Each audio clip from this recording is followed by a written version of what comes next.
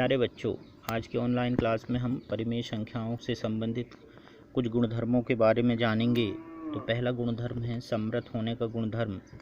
योग की संक्रिया में परिमेय संख्याएं समृद्ध होती हैं या नहीं, इसकी जांच हम करेंगे। तो चलिए शुरू करते हैं। एक संख्या है परिमेय संख्या 3/4 और दूसरी परिमेय संख्या है 5/4। इन दोनों का जब हम योग करते हैं तो हमको एक परिमेय संख्या ही प्राप्त होती है। कहने का मतलब ये है कि दो परिमेय संख्याएं योग की संक्रिया में समृद्ध होती हैं, चूँकि हमको परिमेय संख्या ही यहाँ पर प्राप्त होती है।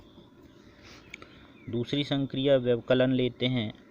व्यवकलन, जब हम 3/4 और 5/4 हम सेम संख्याएं लेंगे, इन दोनों का हम व्यवकलन मतलब होता है घटाना। व्यवकलन करते हैं तो हमको मिलता है 3 में से 5 घटाएंगे तो ये बचा -2/4 ऋण 2/4। ये भी एक परिमेय संख्या है। ये भी एक परिमेय संख्या है। मतलब परिमेय संख्याएं व्यवकलन की संक्रिया में भी समृद्ध होती हैं। बच्चों, हमने बता चुका है कि समृद्ध होना मतलब ये है कि जिस प्रकृति की संख्याएं जिस संक्रिया में भाग लेती हैं और संक्रिया के पूर्ण होने के बाद उसी प्रकृति की संख्या अगर हमको प्राप्त होती है तो हम कहेंगे कि दी गई संख्याएं कैसी हैं, उस संक्रिया के प्रति समृद्ध हैं। और अगर संख्या, जैसे मान लो हम दो परिमेय संख्याएं हमने भाग में लिए, उपयोग में लिए, और दोनों परिमेय संख्याओं के बाद यहाँ हमको परिमेय संख्या ही प्राप्त होना चाहिए, और अगर नहीं होती तो हम कहेंगे समृद्ध नहीं है। और अगर परिमेय संख्याएं ये भाग लीं और बनने वाली संख्या भी परिमेय संख्या है तो हम कहेंगे कि वो समृद्ध है। मतलब ये समृद्धता का गुणधर्म इसमें लागू हो रहा है। आगे चलते हैं, गुणन की संक्रिया को देखते हैं हम।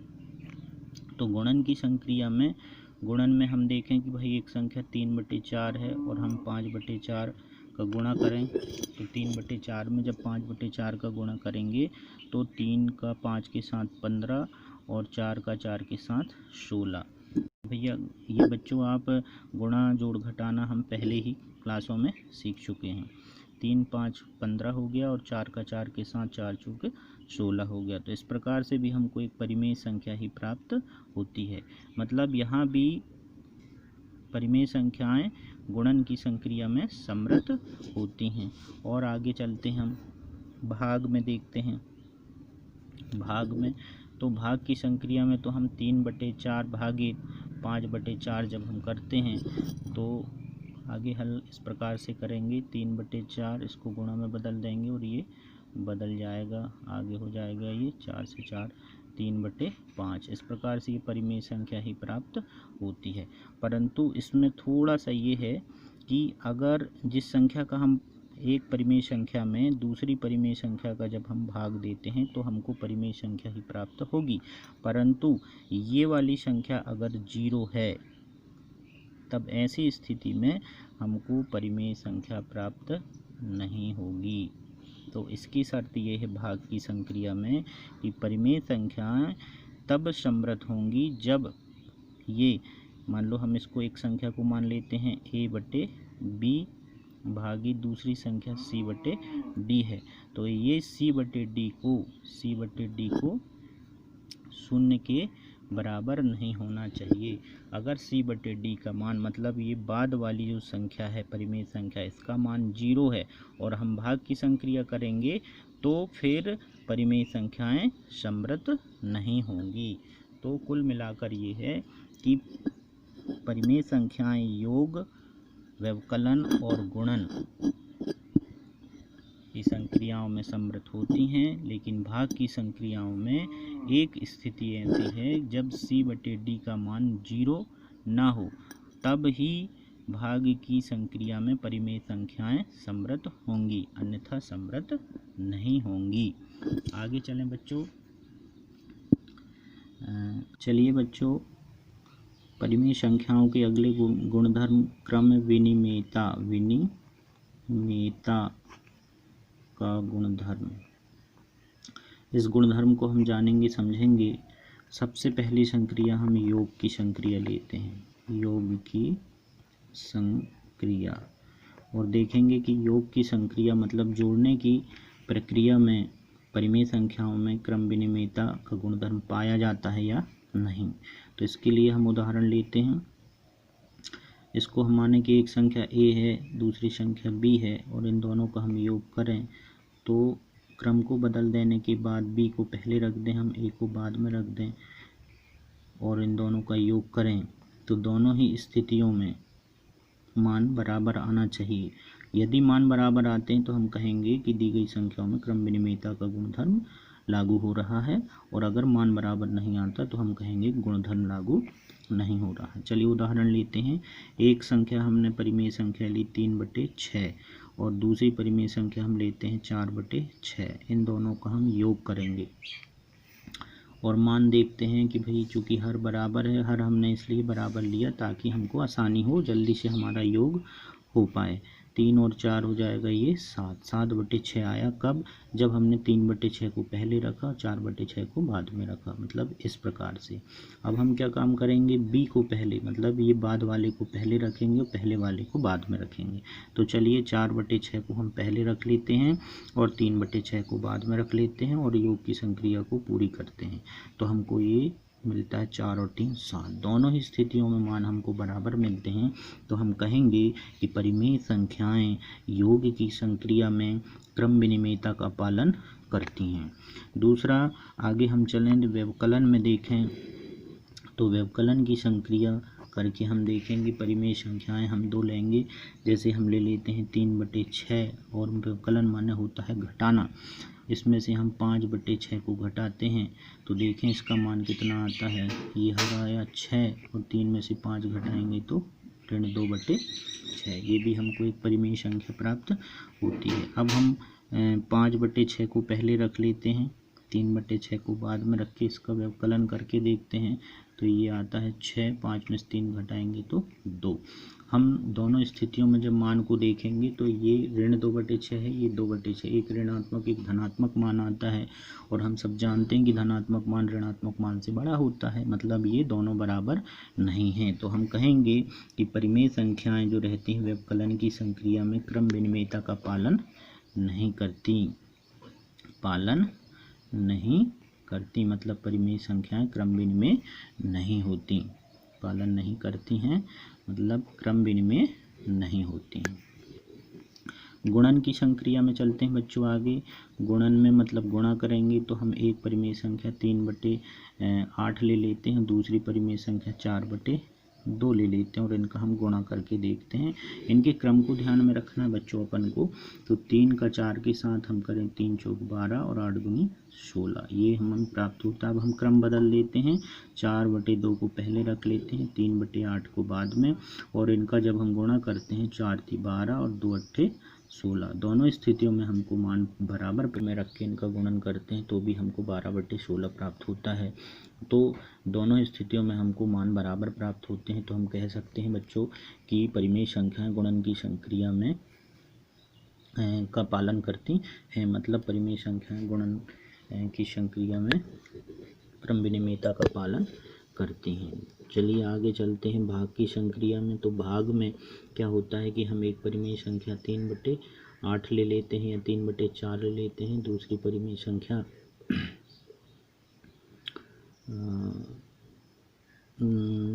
2/4 ले लेते हैं और इसको हल करते हैं तो ये हो जाएगा बच्चों 3/4 गुणा 4/2। ये हमें मालूम कि भाग जब करते हैं तो ये बाद वाले जो संख्या होती है इसको हम पलट देते हैं और इसको हम गुणा के रूप में बदल देते हैं। तो 3 चौके 12 हो जाएगा और 4 दूनी 8 आ जाएगा, मान 12/8 आता है। फिर हम 2/4 को पहले रख लेते हैं और भागित 3/4 को बाद में रख लेते हैं और इसको हल करके देखेंगे कि क्या आता है। तो ये आता है अपना 2/4 गुणा 4/3 बराबर से ये 4 दूनी 8 हो जाएगा और 4 × 12 आ जाएगा, मतलब ये मान जो है 12/8 और ये 8/12। तो आप बच्चों देख सकते हो कि 12/8 और 8/12 क्या बराबर होते हैं, तो बराबर नहीं होते, मतलब परिमेय संख्याएं भाग की संक्रिया में क्रम विनिमेयता का पालन नहीं करती, मतलब भाग की संक्रिया में क्रम विनिमेयता परिमेय संख्याओं में नहीं पाई जाती। आगे चलते हैं, अगला गुणधर्म है, अगले गुणधर्म में चलें बच्चों अपन। तो अगला गुणधर्म है साहचर्यता का गुणधर्म। इसमें हम एक परिमेय संख्या a, b और c 3 परिमेय संख्याओं को लेंगे और इनको हम a के साथ b को रख के हल करेंगे और b को c के साथ रख कर हल करेंगे और देखेंगे कि इनके मान बराबर आते हैं या नहीं। बच्चों साहचर्यता का मतलब होता है कि साथ में रख के उनको हल करना। हमने इस साइड में लेफ्ट हैंड साइड में a और b को साथ में रखा और हल किया, दूसरी राइट हैंड साइड में हमने b को c के साथ रख के हल किया। दोनों स्थितियों में अगर मान बराबर आते हैं तो हम कहेंगे कि साहचर्यता का गुण इन संख्याओं में है। जैसे एक परिमेय संख्या हम ले लेते हैं 3/4, दूसरी 5/4, तीसरी 7/4।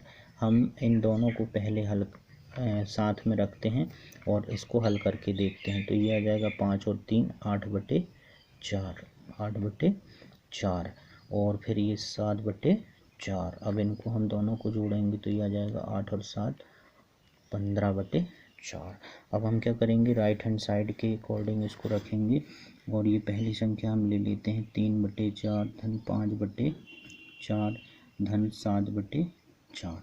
अब हम इन दोनों को साथ में रखते हैं बच्चों और इसको हल करके देखते हैं। तो हम 3/4 को अलग रख देते हैं और ये जो है दोनों संख्याएं इनको जोड़ेंगे हम तो ये हो जाएंगी 5 और 7 12/4। फिर और आगे हम चलते हैं तो अब इन दोनों को जोड़ेंगे बच्चों हम तो 4 दोनों का हर एक समान है तो 12 और 3 हो जाएगा 15/4। तो इस प्रकार से दोनों स्थितियों में मान बराबर आते हैं। तो हम कह सकते हैं कि परिमेय संख्याएं योग की संक्रिया में साहचर्यता का पालन करती हैं।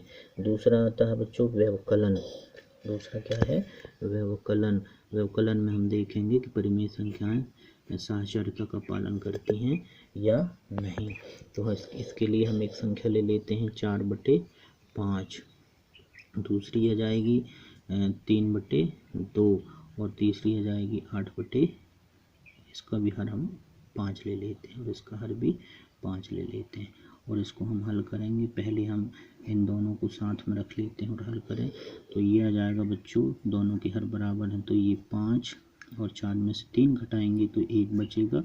फिर ये 8/5 बचा, इन दोनों को घटाएंगे तो ये फिर हर बराबर है, 1 में से 8 घटाएंगे तो आएगा -7। तो इस प्रकार से हम व्यवकलन जब किए तीनों का तो ये ऋण 7/5 आता है। अभी हमने 4/5 के साथ 3/5 को रखा है, अब ये 3/5 के साथ हम इसको रख के देखते हैं तो 4/5 ऋण 3/5 ऋण 8/5 और हम क्या करेंगे, इन दोनों को साथ में रख के हल करते हैं। तो ये 4/5 ऋण ये 3/5 क्या हो जाएगा बच्चों, देखना हर बराबर है, ये 3 में से 8 घटाएंगे तो बचा ये ऋण 5/5 और इसको जब हम हल करेंगे तो 4/5 ये माइनस माइनस हो जाएगा, गुणा होके प्लस 5/5 और आगे चल के ये हो जाएगा अपना 5 4 और 5 9/5। इस प्रकार से जब हम इनके मानों को देखते हैं तो ये बराबर नहीं आते, तो हम कह सकते हैं कि परिमेय संख्याएं व्यवकलन की संक्रिया में साहचर्यता का पालन नहीं करती।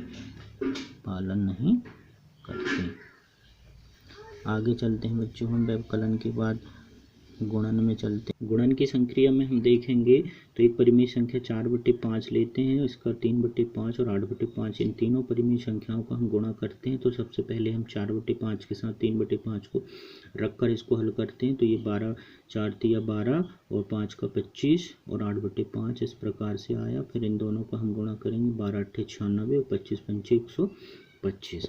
तो अभी हमने इनको साथ में रखा बच्चों।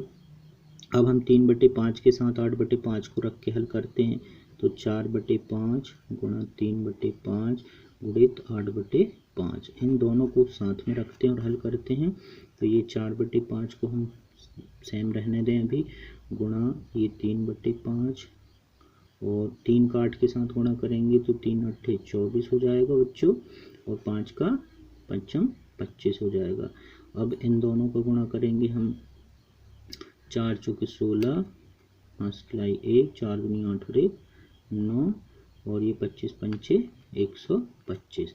तो देखो बच्चों, यहाँ पर इन दोनों को जब हमने साथ में रख के गुणा की संक्रिया को आगे बढ़ाया तो 96/125 आया, और फिर इन दोनों को साथ में हमने रखा और गुणा को किया तो फिर ये दोनों ही स्थितियों में मान बराबर आते हैं। तो हम कह सकते हैं कि गुणन की संक्रिया में परिमेय संख्याएं साहचर्यता के गुणधर्म का पालन करती हैं। जो भाग की संक्रिया में देखते हैं परिमेय संख्याएं साहचर्यता के गुणधर्म का पालन करती हैं या नहीं। तो एक संख्या 4/3 भागित 5/3 और 8/3, हम तीन संख्याएं लेते हैं। पहले हम 4/3 के साथ 5/3 को रख के भाग को करते हैं। तो चलिए 4/3 और 5/3 का हो जाएगा, ये भाग को हम गुणा में बदल देते हैं 3/5, और ये हो जाएगा भागित 8/3। इसका मान आ जाएगा 4 तिया 12, और ये आ जाएगा 3 पंचे 15 भागित 8/3। अब इन दोनों पदों को जब हम हल करेंगे तो 12/15, फिर यहाँ गुणा में बदलेंगे 3/8, तो ये आ जाता है 12 दूनी 4 तिया 36 और 15 8 120। तो इस प्रकार से ये 36/120 आया। अब हम क्या करेंगे, 5/3 के साथ 8/3 को रख के हल करके देखते हैं कि क्या आता है। तो चलिए बच्चों, हम यहाँ ले लेते हैं इसको। ये हो जाता है अपना 4/3 एक परिमेय संख्या है, भागित दूसरी परिमेय संख्या 5/3 है, भागित तीसरी परिमेय संख्या 8/3 है। तो हम इन दोनों को साथ में रख के इनका हल करते हैं।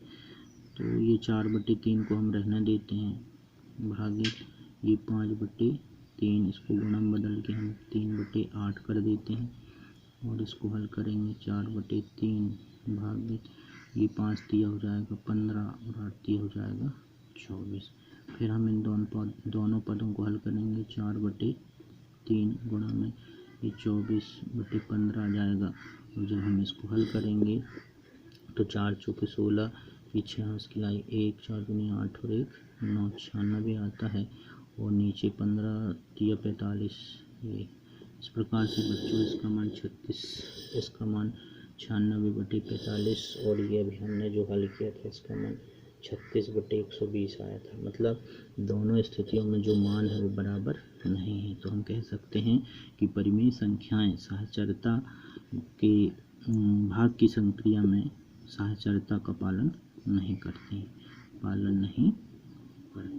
तो बच्चों इस प्रकार से हमने पालन नहीं करती। तो बच्चों इस प्रकार से हमने जाना कि परिमेय संख्याओं में 3 प्रकार के गुणधर्म, समृद्ध होने का गुणधर्म, क्रम विनिमेयता एवं साहचर्यता का गुणधर्म पाया जाता है। लेकिन अलग अलग परिस्थितियां रहती हैं। कुछ संक्रियाओं में ये परिमेय संख्याएं इन गुणधर्मों का पालन करती हैं और कुछ संक्रियाओं में नहीं करती। तो चलिए इसका हम एक अच्छे तरीके से जानने समझने की कोशिश करते हैं। तो पहला है योग की संक्रिया में। तो योग में देखते हैं हम कि परिमेय संख्याएं, पहला गुणधर्म समृद्ध। तो योग की संक्रिया में समृद्ध होती हैं। दूसरा है व्यवकलन में हम बात करें तो व्यवकलन में परिमेय संख्याएं समृद्ध होती हैं। गुणन में चलें अपन तो गुणन में भी समृद्ध होती हैं। भाग की संक्रिया में चलें तो इसमें समृद्ध होती हैं, लेकिन एक स्थिति ऐसी है जब हम दूसरी संख्या का जब भाग दिए थे तो उसमें समृद्ध नहीं होती एक परिस्थिति के अनुसार, बाकी में तो समृद्ध होती हैं। अगला है क्रम विनिमेयता के गुणधर्म को जाने। तो जब हम योग करते हैं तो क्रम विनिमेयता का गुणधर्म होता है, मतलब पालन होता है।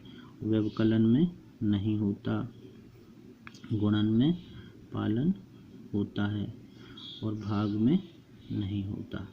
इसी प्रकार से साहचर्यता में चलें तो योग की जब संक्रिया हम करते हैं तो इसमें पालन होता है और व्यवकलन में नहीं होता।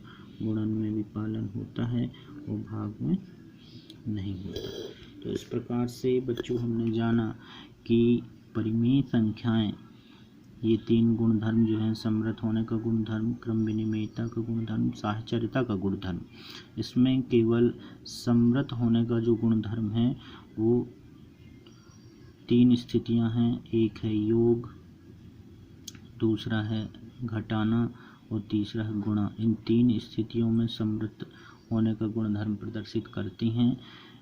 चौथी स्थिति भाग जो है, भाग में वो शून्य की कंडीशन बनती है, तब भर वो समृद्ध नहीं होती। क्रम विनिमेयता में अपन चलें तो क्रम विनिमेयता में केवल योग में और गुणा में, ये दोनों स्थितियों में ही परिमेय संख्याएं जो हैं क्रम विनिमेयता का पालन करती हैं। साहचर्यता का गुणधर्म में इसमें भी योग और गुणा, ये 2 स्थितियां हैं जब साहचर्यता का पालन परिमेय संख्याएं करती हैं। तो ये एक शॉर्ट ट्रिक है बच्चों, इसके माध्यम से इसको आप दिमाग में रखो कि धन ऋण गुणा ये समृद्ध होने में है, भाग इसमें शामिल नहीं है, और इसमें धन और गुणा ये 2 स्थितियां हैं, योग और गुणन। इन 2 स्थितियों में परिमेय संख्याएं क्रम विनिमेयता का और साहचर्यता का पालन करती हैं। बच्चों ऑब्जेक्टिव प्रश्न आता है, उसमें पूछते हैं कि क्रम विनिमेयता का पालन परिमेय संख्याएं कौन कौन सी स्थितियों में करती हैं और नहीं करती, या ऐसा आ सकता है कि परिमेय संख्याएं योग की संक्रिया में क्रम विनिमेयता का पालन करती हैं या नहीं। तो हम इस ट्रिक के माध्यम से याद रख सकते हैं कि योग की संक्रिया में क्रम विनिमेयता का पालन परिमेय संख्याएं करती हैं और गुणन की संक्रिया में भी पालन करती हैं, लेकिन व्यवकलन एवं भाग की संक्रिया में पालन नहीं करती। तो इस प्रकार से बच्चों आज हमने परिमेय संख्याओं के गुणधर्मों के बारे में पढ़ा। आशा करते हैं कि आप लोगों को वीडियो बहुत अच्छा लगा होगा। लाइक और कमेंट करिए। धन्यवाद।